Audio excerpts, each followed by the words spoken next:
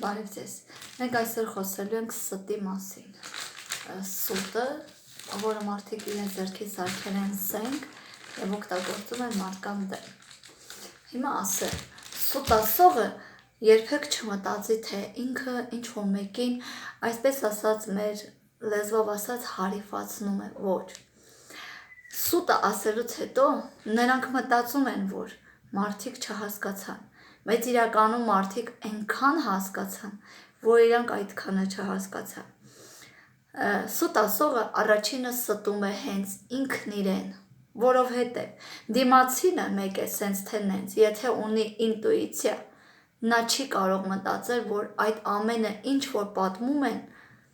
դա իրականություն է։ Սենց թե նենց, նա գիտի, որ այս ամենը ինչ որ ասում են, սա ամենը ընդամենը սուտ է։ Բայց սուտ ասողը, քանի որ իրա էգան թույլ չի տալիս, որ մտածի, որ դիմացինը իրենից կարող է ավելի խելացի գտնվել, մտածում է, որ նա խաբեց դիմացինին։ Եվ երբ որ արդեն գալիս է ժամանակը, որ նա տեսնում է, որ դա այդքան էլ այդպես չէ,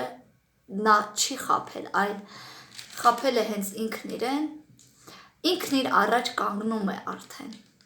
Այսինքն ինքը իր ստի առաջ է կանգնում և պետք է պատասխան տա իր իսկ ստի առաջ։ Դրա համար մարդիկ պետք է հասկանան նախքան ստելը, դիմացինն արդյոք հիմար է թե ոչ։